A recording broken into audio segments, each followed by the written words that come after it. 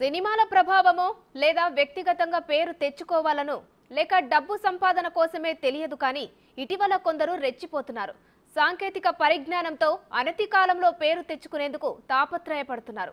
రాజన్న సిరిసిల్ల జిల్లాలో ఓ యూట్యూబర్ బరితెగించాడు. తాను నెమలికూర వండానంటూ recipe video తీసి పెట్టాడు. స్థానికుల ఫిర్యాదుతో రంగంలోకి దిగిన పోలీసులు కేసు నమోదు చేసి దర్యాప్తు చేస్తున్నారు.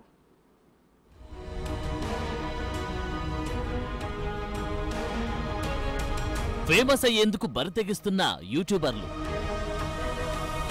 నెమలికూర వంట చేశానంటూ ఓ వ్యక్తి హల్చల్. వండిన మాంసాన్ని టెస్టుకు పంపిన పోలీసులు. ఇది రాజన్న సిరిసిల్ల జిల్లాలో ఓ యూట్యూబర్ రేపిన కలకలం. తంగలపల్లి మండల కేంద్రానికి చెందిన కొడం ప్రణయ్ కుమార్ అనే వ్యక్తి శ్రీ టీవీ పేరుతో యూట్యూబ్ ఛానల్ నడుపుతున్నాడు.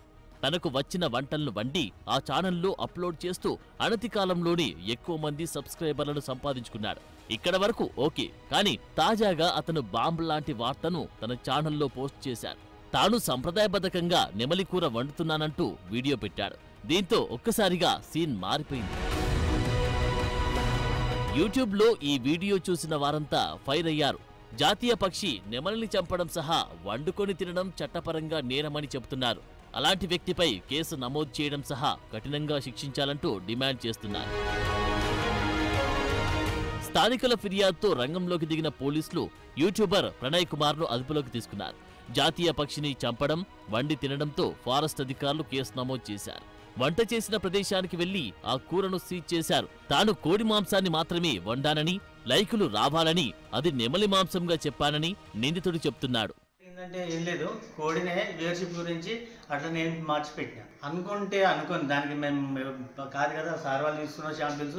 ఒకవేళ అదైతే నేను దేనికంటే దానికి రెడీగా ఉంటే అన్ని విధాలు సహకరిస్తాను. నెమలను చేతిలో పట్టుకోలేదు, అది ఓన్లీ గ్రాఫిక్స్ మాత్రమే. వ్యూవర్షిప్ గురించి పెట్టాను నేను.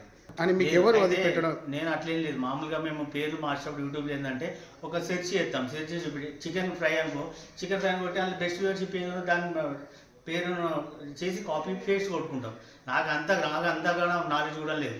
దాని పేరు అట్లా పెట్టాలని ఆల్రెడీ ఆ పేరు కొట్టడానికి మీకు యూట్యూబ్లో వీడియో వస్తుంది. దాన్ని కాపీ పేస్ట్ చేసి 2-3 తమ్ముళ్ళు చెప్పారు, అన్న అది ఎంతైనా నువ్వు చేయలేకపోతూ కావచ్చు, కరెక్టే కానీ కోడే కావచ్చు, కానీ అట్లా బయట వాళ్ళు అట్లా అనుకోరు కదా, దానివల్ల ఏమైనా ప్రాబ్లమ్స్ వస్తాయి, సో చేయడం బెటర్మెంట్ అని చెప్పేసి అనుకున్నాను నిన్న ఈవినింగ్.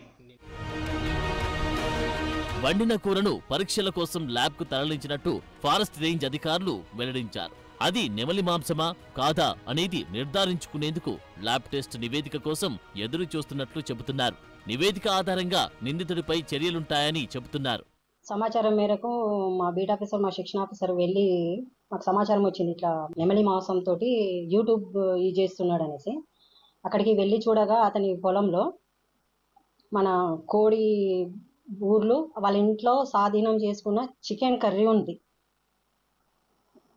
చికెన్ కర్రీతో ఉన్న గిన్నెను తీసుకొని వచ్చి అతని మీద మేము ప్యూఆర్ ఇష్యూ చేయాలని, ఫర్దర్ అది టెస్ట్కి పంపించాలి, అది ఏ మాంసం అనేది, నెమలి మాంసమా ఏదనేసి టెస్ట్కి పంపిస్తాం.